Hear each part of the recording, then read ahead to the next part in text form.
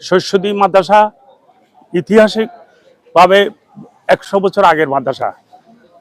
মাওলানা নূর মোর্শেদ সাহেব জিন্দা পীর ছিল, উনি এই মাদ্রাসা প্রতিষ্ঠাতা করছে। এই শৈশদী এলাকা ভদ্রলোকের এলাকা, 400-500 বছরের মসজিদ মাদ্রাসা এগুলা আছে। এবং শৈশদী এতে এই গার্লস স্কুল যারা আমরা করছি, কত কষ্ট বিনিময় মাদ্রাসার একদম 100 গজের মধ্যে এই মহিলা এই গার্লস স্কুলটা হয়েছে, কিন্তু কোনোদিন কোনো প্রতিবাদ ছিল না। কি সুন্দরভাবে চলতেছে।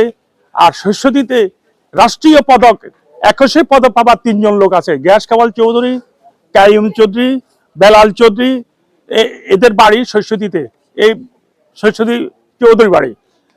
এই ভদ্রলোকের এলাকাতে একটা স্কুলের সদস্য আসা এইভাবে একটা স্কুলের দিনীয় প্রতিষ্ঠানের মধ্যে এর বিশৃঙ্খল সৃষ্টি করা, এটা আমাদের শৈশদী এলাকাবাসীর কাম্য নয়।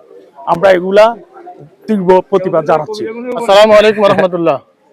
আমি অত্র মাদ্রাসার সাবেক ছাত্র এবং অত্র এলাকার সন্তান হিসেবে গতকাল যে শিক্ষক সমিতির সভাপতি মাদ্রাসার নামে এবং আমাদের মাদ্রাসার সম্মানিত সুপার হযরত মাওলানা ইসমাইল হায়দারের নামে যে মিথ্যা অপবাদ দিয়েছেন, এই জন্য আমরা তার প্রতিবাদ হিসেবে শিক্ষক সমিতির সভাপতি যিনি কালকে সংবাদ সম্মেলন করেছেন, তাকে মাদ্রাসায় এসে আমাদের শৈশদী দারুল উলুম ইসলামিয়া মাদ্রাসার সম্মানিত মুহতামিম জনাব হযরত মাওলানা ইসমাইল হায়দারের সামনে এসে তিনি যেন মাদ্রাসায় এসে ক্ষমা চায়, এই জন্য আমরা তার জন্য প্রতিবাদ স্বরূপ আজকের এই সমাবেশ আয়োজন করেছি।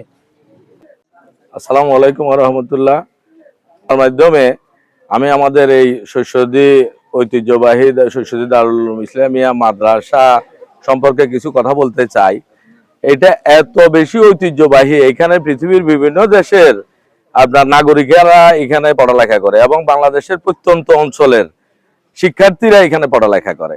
এখানে পৃথিবীর বিভিন্ন দেশের শিক্ষার্থী তো আছেই, পাশাপাশি আমাদের বাংলাদেশের প্রত্যন্ত অঞ্চলের মানুষ এই শিক্ষার্থীরা এখান থেকে সুশিক্ষা গ্রহণ করে তারা বিভিন্ন জায়গাতে রাষ্ট্রীয়, সামাজিক, তারপরে আপনার ওই যে প্রাতিষ্ঠানিক বিভিন্ন ভালো ভালো দায়িত্ব পালন করতেছে। আমাদের এরকম একটা প্রতিষ্ঠানকে নিয়ে জেলা শিক্ষা সমিতির সভাপতি এই প্রতিষ্ঠানকে এবং এই প্রতিষ্ঠানের মুহতামিমকে নিয়ে উদ্দেশ্য প্রণোদিত ভাবে এই কেন জানি উনি কেন কোন উদ্দেশ্যে, এটা আমাদের এলাকাবাসী এখানে আমরা প্রশ্নবিদ্ধ।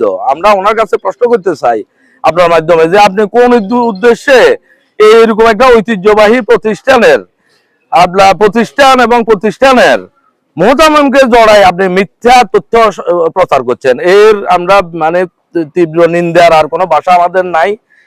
এর পরবর্তী যদি উনি এই ব্যাপারটা নিয়ে অর্থাৎ এই মাদ্রাসা এবং মাদ্রাসার মুহতামিমকে নিয়ে মিথ্যা তথ্যের ব্যাপারে উনি যদি নিঃশর্ত ক্ষমা না চায়, আমরা জনগণকে নিয়ে এর প্রতিবাদ আমরা করব। যেহেতু এটা আমাদের প্রাণের প্রতিষ্ঠান, এই প্রতিষ্ঠান আপনাকে কি বলবো, এটা আমাদের প্রাণের প্রতিষ্ঠান। আমাদের এখানে এই প্রতিষ্ঠানের জন্য আমরা জীবন দিতে প্রস্তুত। হাজার হাজার লক্ষ লক্ষ নাগরিক বাংলাদেশের এরকম একটা শিক্ষা প্রতিষ্ঠানের, এরকম একটা ইসলামী শিক্ষা প্রতিষ্ঠানের জন্য প্রাণ দিতে প্রস্তুত।